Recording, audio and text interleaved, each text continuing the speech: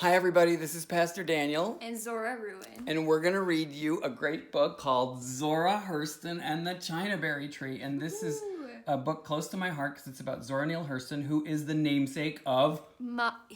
your daughter. My daughter, Zora. We named Zora after Zora Neale Hurston. So let's open this book up. Zora and I are going to read it to you. Here we go. Oh, yeah. Okay.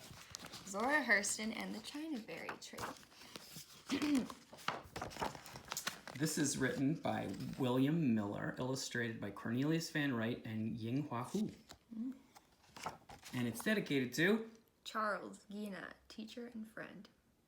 In memory of our sister Linda, may your children always jump at the sun. Jumping at the sun, that's a famous thing about Zora Neale Hurston. Her mom always told her that. Okay, why don't you start, Zora? Zora Hurston loved the Chinaberry tree. Her mother taught her to climb it, one branch at a time. From the tree, she could see as far as the lake, as far as the horizon. Zora dreamed of fishing in the lake, catching bream and catfish in the moonlight. Zora dreamed of seeing cities beyond the horizon, of living there one day. But only boys fished in the lake. Only men traveled to the cities. Zora watched with envy as the wagons rattled down the dusty roads.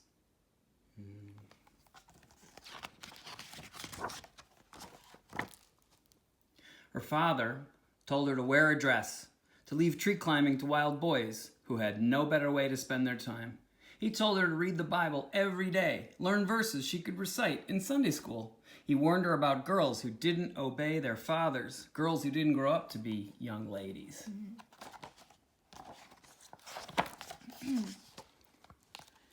But Zora only listened to her mother. She taught Zora that everything had a voice. The trees and rushing wind, the stars in the midnight sky. She taught Zora that the world belonged to her, even the lake and far-off horizon.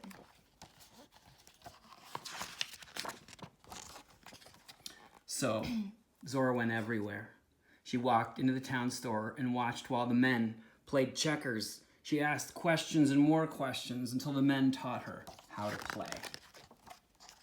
She followed boys to the edge of campfires, listened while their fathers sang about John Henry, a man so strong he swung a 9-pound hammer from dawn till dusk. She learned about Death, the great square-toed one who lived in the west. Death sat on a platform made of palm leaves and ruled with a sword in his hands. Zora learned about Africa, the place where she and her people came from.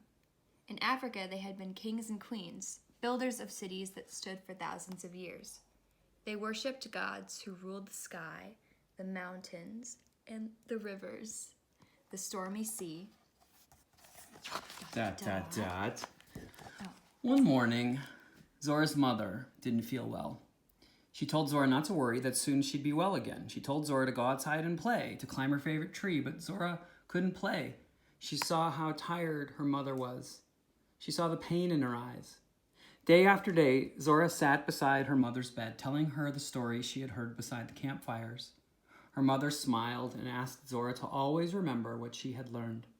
Stories, she said, kept their people alive. As long as they were told, Africa would live in their hearts. Zora promised to remember. Zora's mother slowly got worse. Men and women came to sit up with her through the long, hot nights. The town doctor came. He gave her pills and shook his head, walked sadly away. Even the root doctor tried his magic. He rubbed snake oil and mustard salve on her face. He burned a tall white candle beside her bed, but nothing worked. Zora was sitting in the parlor when her father told her she would not see her mother again.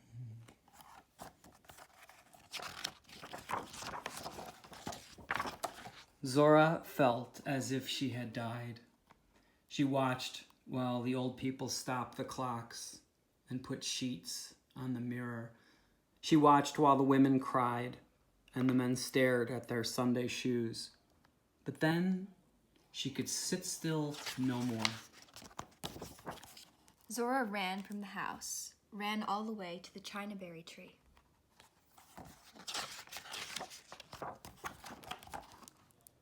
She climbed the first branch and the next, climbed almost to the top. A sparrow sang to her in a voice like her mother's. The sparrow told her not to give up, to climb even higher.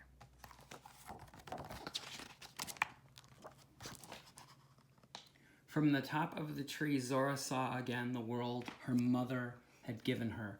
The lake filled with fish, the cities where she would tell people all she had learned beside the campfires.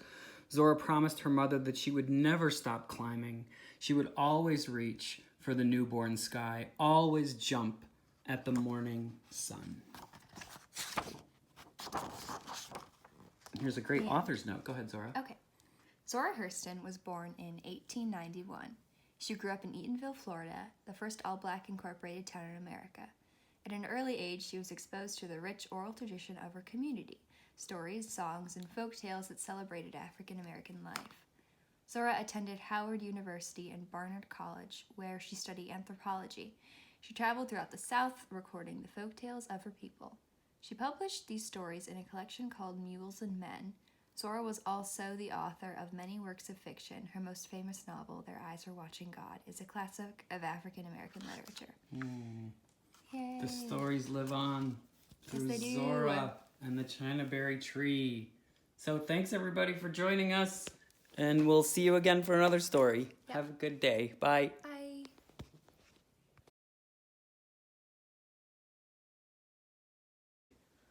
Hi. Hi everybody. It's me, Pastor Daniel, and Zora.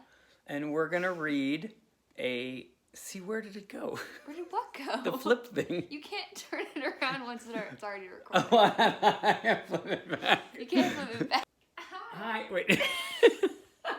Hi. Hi. It's me, Pastor Daniel, And me, Zora Ruin. and we're gonna read you a story. Grace kids and any other kids. We're gonna read. Zora Hurston. Wait, why is it flipped around again? Wait. And then flip it.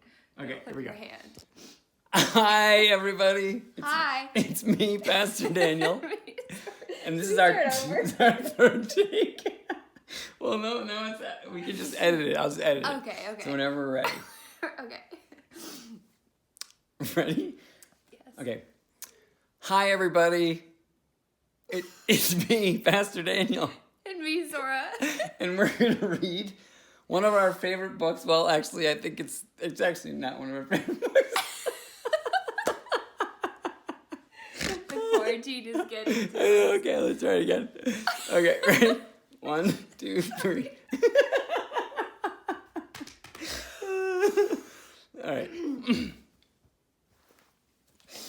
All right, do it for the kids. Okay, we'll do it for the kids. Okay. Let me make sure we're still going. It's long. Okay. Hi, everybody. It's me, Pastor Daniel. This is Zora, my daughter. And we're going to attempt to make our way through a really great children's book called Zora, Hurston, and the Chinaberry Tree. Right? It worked. What worked? Oh, no, I know. This is what I meant to happen. Oh, Okay. We'll Let's try it again.